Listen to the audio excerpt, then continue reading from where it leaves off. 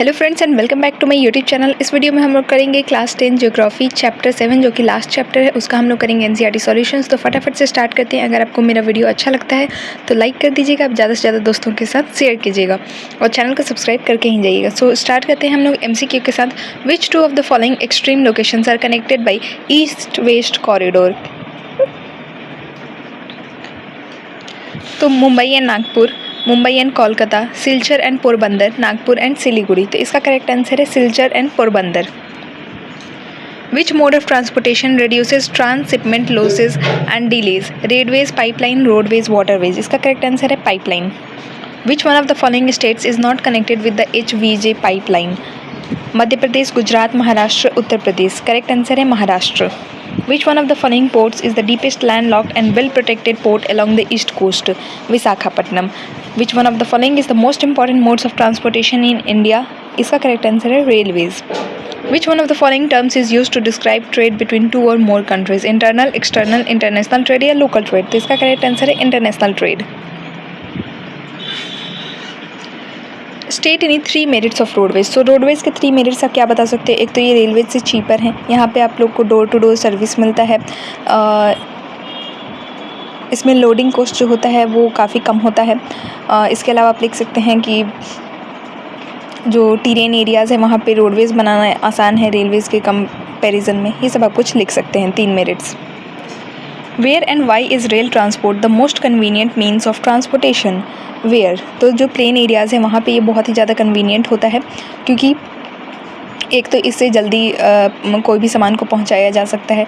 Tracks भी जाके बहुत सारे पॉपुलेशंस को कनेक्ट किया जा सकता है। ठीक है। What is the significance of the border roads? Border roads होते हैं वो स्ट्रेटेजिकली बहुत ही ज़्यादा इंपॉर्टेंट होते हैं। उससे क्या होता है कि मान लीजिए कोई वॉर वाली सिचुएशन ही है, आपको जल्दी से जल्दी वहाँ पे कुछ डिफेंस की चीज़ें भेजनी हैं, कुछ वहाँ पे आर्म्ड फोर्सेस को डिप्लॉय करना है, तो रोड्स होंगे तो कनेक्टिविटी आसान होगी, जल्दी वो चीज़ें हो पाएंगी। ठीक है। What is mean by trade? What is the difference between international and local trade? So trade का डेफिनेशन यहाँ आप दे सकते हैं, movement of goods and services between the reasons for economic gain. उसके बाद ट्रेड बिटवीन 2 और मोर कंट्रीज़ को बोलते हैं इंटरनेशनल ट्रेड, और trade occurring in a region within the same countries is called local trade. Why are the means of transportation and communication called the lifelines of nation and its economy? So इसमें आप कुछ points लिख सकते हैं।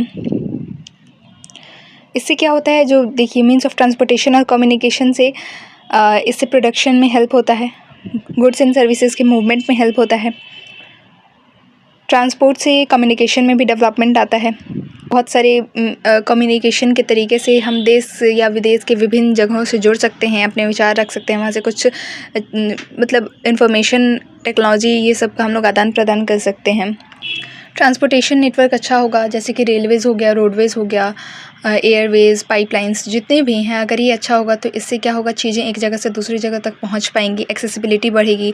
तो जब accessibility बढ़ेगी तो लोग भी मांग भी बढ़ेगी, मांग बढ़ेगी देन प्रोडक्शन बढ़ेगा, प्रोडक्शन बढ़ेगा तो देन डेवलपमेंट आएगा ही आएगा। ठीक है। और इसमें आप कुछ ट्रांसपोर्टेशंस जैसे रोडवेज़, रेलवेज़, एयरवेज़ का कुछ आप इसमें 1-2 पॉइंट ऐड कर सकते हैं कि कैसे वो हेल्पफुल है। ठीक है। Write a note on the changing nature of the international trade in the last 15 years. So इस पर आप लोग को एक नोट लिखना है, ये आप लोग, मैं चाहूँगी खुद से लिखें।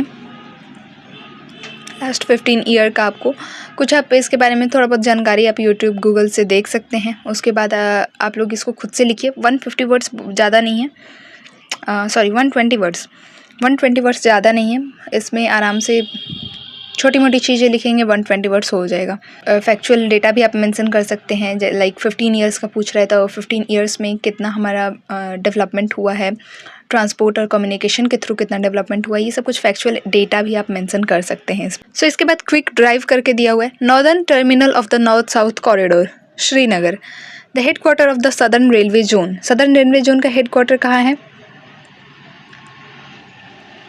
Chennai. The rail goes with track width of 1.676 meter.